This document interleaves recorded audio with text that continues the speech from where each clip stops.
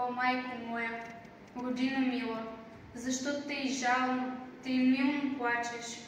Гарване, и ти, птицо проклета, на чий гроб там тъй грозно грачеш?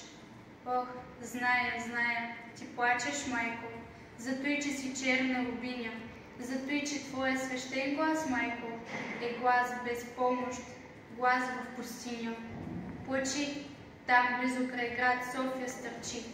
Аз видях черно бесило и твой един син, Българе, виси на него със страшна сила. Гарва над грачи грозно, зловещо, псета и вълци вият в полята, старците се молят Богу горещо, жените плачат, пищят децата, зимата пее своята зла песен, вихрове гонят тръни в полето, и студ, и мраз, и плач без надежда навяват на теб скръб на сърцето.